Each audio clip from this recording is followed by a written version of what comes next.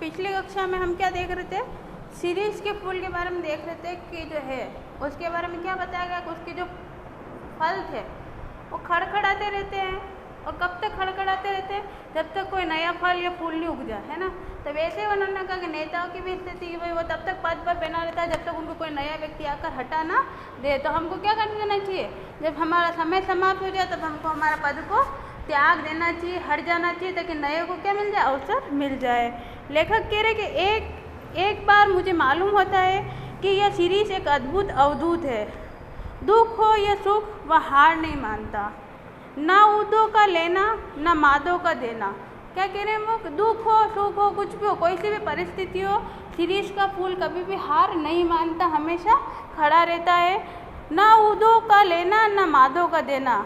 जब धरती और आसमान जलते रहते हैं तब भी यह हजरत ना जाने कहाँ से अपना रस खींचते रहते हैं। और क्या कह रहे हैं कि जब धरती में खूब तपन है ना, बहुत तेज गर्मी पड़ रही है, और लेखक ने भी कहा कि गर्मी तेज हो रही है, और जब वो लिखने बैठे हैं और धरातल से भी क्या हो रही है, धरती माता से भी गर्मी उगल रही। तो ऐसे में भी जो शिरीष का पेड़ है उस पर फूल लदालूम लग रहे हैं और जो है बिल्कुल अच्छे से खिला हुआ है। तो वो ये कह रहे हैं कि परिस्थितियाँ तो अजीब सी है, फिर भी उसको जो है कहाँ से हिम्मत मिलती है कि वो अपने आप को जो है मजबूत बनाकर खड़ा हुआ है। मौज में आठों याम मस्त रहते हैं। एक वनस्पति शास्त्री ने मुझे बताया है कि यह उस श्रेणी का पेड़ है जो वायुमंडल से अपना रस खींचता है। और वो कह रहे हैं जो एक वनस्पति शास्त्री है ना, साइंस का जो व्यक्ति है, उसने बताया कि जो ये पेड़ है शिरीष का, वो क्या करता है, धरती से जो है रस खींचता रहता है, यानी कि धरातल से लगातार क्या करता है, पानी की आपूर्ति करता रहता है, इसलिए उसका जो है स्तर और वो हमेशा जो है तरोताज़ा खड़ा रहता है। जरूर खींचता होगा, नहीं तो भयंकर लू के समय इतने कोमल तंतु जाल और ऐसे सुकुमार केसर को कैसे उगा सकता था। और वो कह रहा है, लेखक कह रहे हैं कि जरूर वो धरातल से क्या करता होगा, पानी या रस जो उसकी आवश्यक चीज़ें वो खींचता होगा, तभी है वो जो इतना कोमल है ना। क्योंकि जो है लेखक के एक तरफ ये पता है कि झूला डाला तो डंडी टूट जाए, है ना, कुछ लोग उसके लिए कह रहे तो इतना वो कोमल है, सॉफ्ट है, तो ऐसे में भी अगर वो कैसे खड़ा है, जरूर वो धरती से वो पानी को लेता होगा, तभी जो है वो इतना तरोताज़ा रूप में खड़ा हुआ है। और उसके ऊपर केसर जैसे फूल लग रहे हैं, है ना, क्योंकि फूलों के बारे में भी जो है बता रहे हैं, फूल भी उसके काफ़ी अच्छे लगते हैं, तो केसर जैसे फूल उग रहे हैं। अवधूतों के मुंह से ही संसार की सबसे सरस रचनाएं निकली हैं। कबीर बहुत कुछ इस सीरीज के समान ही थे, मस्त और बेपरवाह पर सरस और मादक। कालिदास भी जरूर अनासक्त योगी रहे होंगे। सीरीज के फूल फक्कड़ पाना मस्ती से ही उपज सकते हैं। मेघदूत का काव्य उसी प्रकार के अनासक्त अनविल उन्मुक्त हृदय में उमड़ सकता है। और वो कह रहे हैं कि कबीरदास जी जो है वो भी शिरीष के फूल के समान ही है। और दूसरे कालिदास है, तो कालिदास के बारे में कह रहे हो सकता है कालिदास भी वैसे हो, लेकिन कबीरदास जी कहते थे फक्कड़ स्वभाव के थे, बेपरवाह, उनको किसी की परवाह नहीं है ना, वो जो कहना वो साक्षात कहते थे।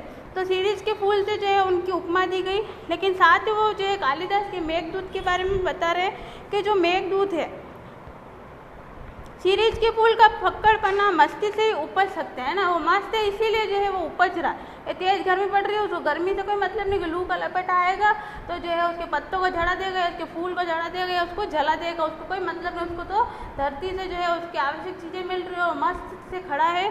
और दूसरी तरफ जो है वो जो मेघदूत जो रचना है कालिदास की, है ना, काव्य उसी प्रकार की अनासक्त अनाविल उन्मुक्त हृदय में उमड़ सकता है ना। कालिदास के जो है के मेघदूत जो है काव्य के बारे में बात करें कि जो ये अनासक्त अनाविल और उन्मुक्त हृदय में उमड़ सकता है। जो कभी अनासक्त नहीं रह सकता, जो फक्कड़ नहीं बन सकता, जो किए कराए का लेखा जोखा मिलाने में उलझ गया, वह भी क्या कवि है। और अभी कह रहे हैं कि अगर जो अनासक्त नहीं रह सकता, यानी बेपरवाह नहीं रह सकता, है ना, और जो है उन्मुक्त नहीं रह सकता, है ना, और जो है बिल्कुल जो है फक्कड़ नहीं बन सकता, तो ऐसे लोग क्या करते हैं, जो भी काम करते हैं उसका लेखा जोखा नहीं रख सकते, हमेशा कैसे रहते हैं, उलझे हुए रहते हैं और परेशान से रहते हैं। जबकि फक्कड़ स्वभाव वाले और मस्त मौला व्यक्ति कैसे रहते हैं, आराम से अपनी जिंदगी को बिताते रहते हैं। कहते हैं कर्नाट राज्य की प्रिया विज्जिका देवी ने गर्वपूर्वक कहा था कि एक कवि ब्रह्मा थे, दूसरे वाल्मीकि और तीसरे व्यास थे। एक ने वेदों को दिया, दूसरे ने रामायण को और तीसरे ने महाभारत को। इनके अतिरिक्त और कोई यदि कवि होने का दावा करे तो मैं कर्नाट राज की प्यारी रानी उनके सिर पर अपना बायां चरण रखती हूँ। तेसा मुर्गिन ददामी वाम चरण कर्नाट राज प्रिया। मैं जानती हूँ कि इस उपालम से दुनिया कोई कभी हारा नहीं है, पर इसका मतलब यह नहीं कि कोई लजाए नहीं तो उसे डांटा भी न जाए। पर मैं कहता हूँ कवि बनना है मेरे दोस्तों तो फक्कड़ बनो, शिरीष की मस्ती की ओर देखो। लेकिन अनुभव ने मुझे बताया है कि कोई किसी की सुनता नहीं, मरने दो। और लेखक ने क्या बोला, फक्कड़ बनो। तो ऐसे में जो एक रानी है कर्नाट राज की, वो यूँ कह रही 3 व्यक्ति हुए थे, ब्रह्मा और वाल्मीकि और व्यास, है ना। तो 3 व्यक्ति हुए और इसके अलावा अगर कोई व्यक्ति है तो मैं क्या करती हूँ, अपना पद वहाँ रखती हूँ, जाकर और देखती हूँ कौन व्यक्ति है ना। तो कवि ये कह रहे हैं कि 3 व्यक्ति हुए। विचिका देवी नाम की जो है राजकुमारी है, उसने गर्भपूर्वक कहा कि कवि ब्रह्मा थे, दूसरे वाल्मीकि थे और तीसरे व्यास थे। एक ने वेदों को दिया, दूसरे ने क्या दिया, रामायण दिया और तीसरे ने महाभारत दिया। इसके अतिरिक्त अगर धरती पर कोई और कवि है, जैसे हमने कबीरदास के बारे में लेखक बता रहे, उल्लेख करे, अगर कोई और कवि है तो कर्नाट राज की प्यारी रानी उनके सिर पर क्या करेगी, अपना बायां चरण रख देगी, है ना। और क्या करेगी, और वो कह रहे हैं अब आगे लेखक के, मैं जानता हूँ इस उपालम से दुनिया का कोई कवि हारा नहीं है, पर इसका मतलब यह नहीं कि कोई लजाए नहीं तो उसे डांटा भी न जाए। पर मैं कहता हूँ कवि बनना है मेरे दोस्तों तो फक्कड़ बनो, और कवि बनना है तो कैसे बनो, फक्कड़ बनो, डरो मत, जो है साक्षात उस बात को कह दो, है ना। जैसे ब्रह्मा हुए, वाल्मीकि हुए, तो उन्होंने देश की स्थिति जो भी उस समय के समाज तो उसकी परिस्थिति लिखी, तो किसी ने डर के थोड़ी लिखी, जो साक्षात उन्होंने देखा उसको उसने रचनाओं में लिखा। तो वैसे ही जो है लेखक कह रहे कि फक्कड़ बनो, पर ऐसा कोई करता नहीं। सीरीज की मस्ती की ओर देखो, लेकिन अनुभव ने मुझे ये बताया कि कोई किसी की सुनता नहीं, मरने दो। और लेखक कह रहे कि लेखक का ये अनुभव रहा कि कोई भी व्यक्ति किसी की सुनता नहीं है, वो अपनी मन मर्जी करता था, इसलिए मरने दो, हमको किसी को कोई सुझाव नहीं देना, है ना।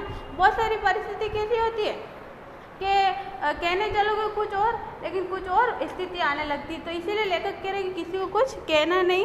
कालिदास वजन ठीक रख सकते थे क्योंकि वे अनासक्त योगी की स्थिर प्रज्ञता और विदग्ध प्रेमी का हृदय पा चुके थे। कवि होने से क्या होता है, मैं भी छंद बना लेता हूँ, तुक जोड़ लेता हूँ, और कालिदास भी छंद बना लेते थे और तुक भी जोड़ सकते होंगे, इसलिए हम दोनों एक ही श्रेणी के नहीं हो जाते। और अब वो कालिदास जी के पीछे पड़े हैं कि कह रहे हैं कि जो कालिदास जी हैं उनका वजन ठीक रख सकते थे, है ना, यानी कि जो वो चीज़ें वो लिखते थे या जो भी वो बात कहते थे वो ठीक तरीके से भी रख सकते थे वे, क्योंकि वे अनासक्त योगी की स्थिर प्रज्ञता और विक्त प्रेमी का हृदय पा चुके थे। तो कालिदास थे वो कैसे थे, एक तो अनासक्त योगी थे, है ना, भाई उनको किसी की परवाह नहीं, वो किसी की सुनेंगे नहीं, वे किसी के कहने से कुछ नहीं करेंगे। कभी कभी अपनी लेखनी क्या चलाता है, खुद से चलाता है ना। तो स्थिर प्रज्ञता और विदग्ध प्रेमी का हृदय तो वो पा चुके थे, लेकिन कवि होने से क्या होता है, लेखक क्या कह रहे, कवि होने से क्या होता है। छंद तो मैं भी बना सकता हूँ और कालिदास भी बना सकते थे, फिर क्या हम दोनों छंद बना सकते, तो दोनों एक जैसे हो गए, नहीं, हम दोनों में क्या है, अंतर है। पुराने साहित्य ने किसी ऐसे ही दावेदार को फटकारते हुए कहा था, वयमपि कव्यस्ते कालिदासज्ञ। मैं तो मुक्त और विस्मय विमूढ़ होकर कालिदास के एक एक श्लोक को देखकर हैरान हो जाता हूँ। और अब कह रहे हैं वो कि जो कालिदास के श्लोक है उनको एक एक श्लोकों को मैं पढ़ता हूँ तो उसको पढ़कर क्या हो जाता हूँ, मैं विमुग्ध हो जाता हूँ, यानी कि जो है उन्होंने जो उन श्लोकों के अंदर जो लिखा होगा उसको पढ़कर जो है उनको आश्चर्य की अनुभूति होती होगी। मैं तो मुग्ध और विस्मय विमूढ़ होकर कालिदास के एक एक श्लोक को देखकर हैरान हो जाता हूँ। अब इस सीरीज के फूल का ही एक उदाहरण लीजिए। शकुंतला बहुत सुंदर थी, सुंदर क्या होने से कोई हो जाता है, देखना चाहिए कितने सुंदर हृदय से वह सौंदर्य डुबकी लगाकर निकला है। और क्या कह रहे हैं कि जो शकुंतला है ना, एक किसी स्त्री की बात करी, शकुंतला जो है बहुत सुंदर है, तो क्या उसकी सुंदरता इतनी सुंदर है कुछ डुबकी लगा के निकल जाए, ऐसा नहीं है ना। सुंदर होना उसके अपने आप के लिए, किसी और के लिए नहीं है।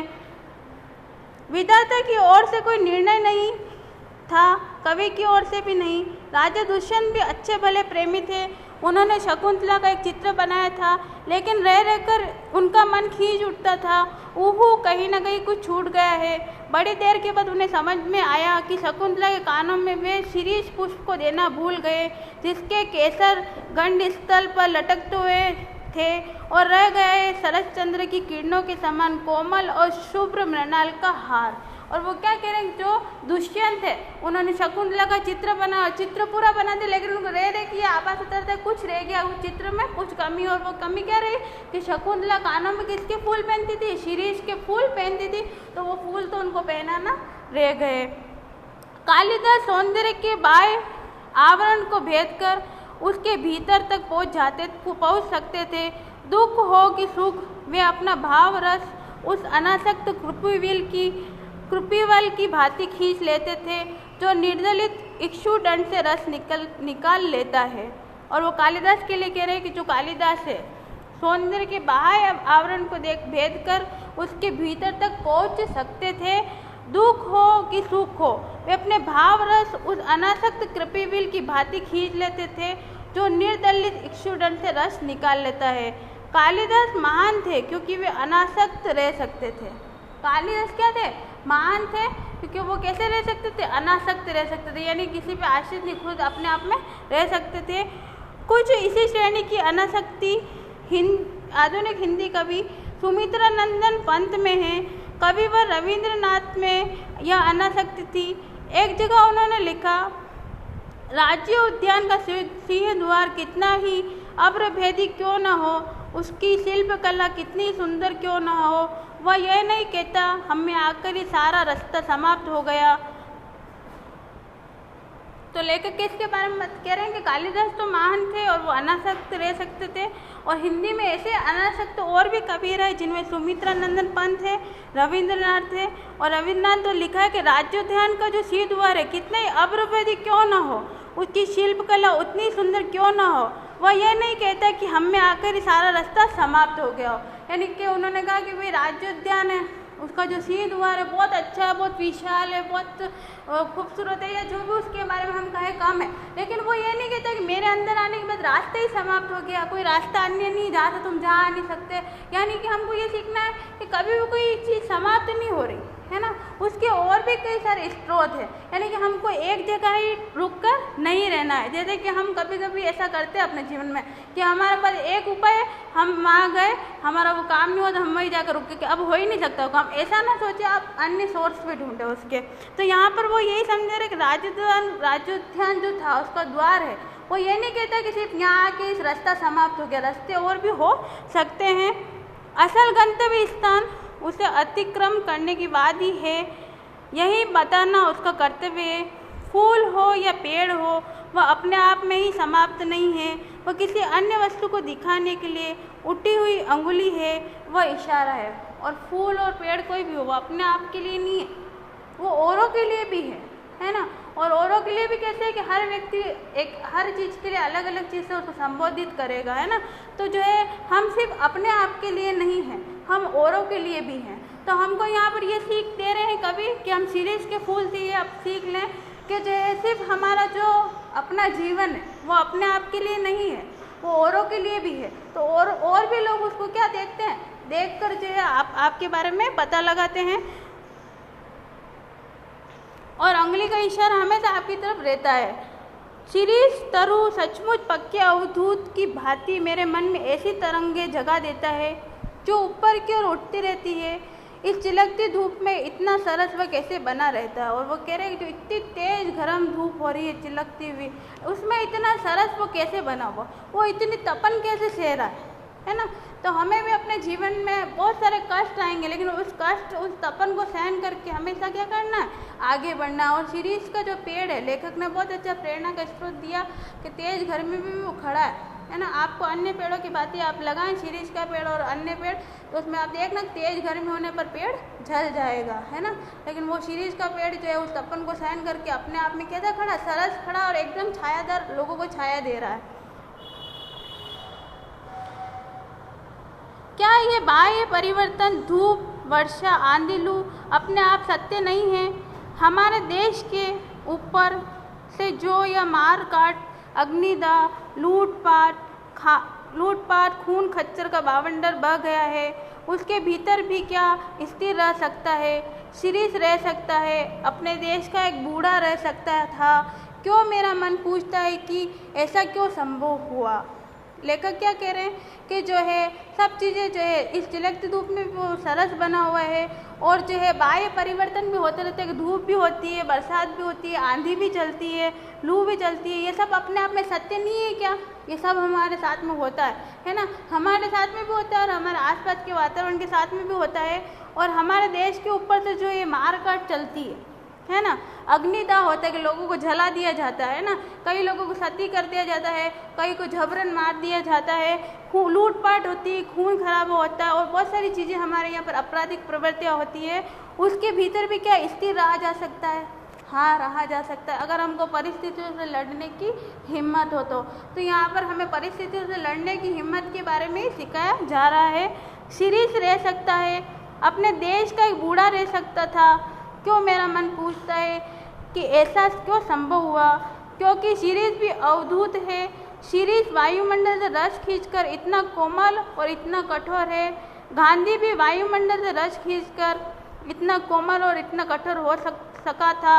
मैं जब जब शिरीष की ओर देखता हूँ तब तब भूख उठती है, हाय वह अवधूत आज कहाँ है? और लेखक क्या करेंगे जो है गांधी के बारे में भी कह रहे, गांधी भी क्या इस वायुमंडल में रहा और रस खींच कर से हमारे सामने हुआ कि इतनी सारी जो है आज़ादी की जंगें चली, उन्होंने बहुत सारी घटनाओं को सामने किया। आप जब गांधी जी को पढ़ेंगे है ना, 1915 से लेकर 1947 तक का इतिहास जब आप पढ़ते हैं तो आपको वहाँ देखने को उस बीच में कितनी बार जो है वो जेल गए, कितने सारे सत्याग्रह गए, कितनी सारी उन्होंने परिस्थितियों को सामने कहा, फिर भी वो कैसे बने रहे? अवधूत बने रहे, डटकर सामना करते रहे। तो हम जो है सीरीज से जो है ये सीख लें कि हमको क्या रहना है, अपने जीवन में डटकर सामना करना है और कभी भी परिस्थितियों से घबराना नहीं है। तो आज हमारा ये पाठ खत्म हो गया है और इसके प्रश्न उत्तर करना है अपन को।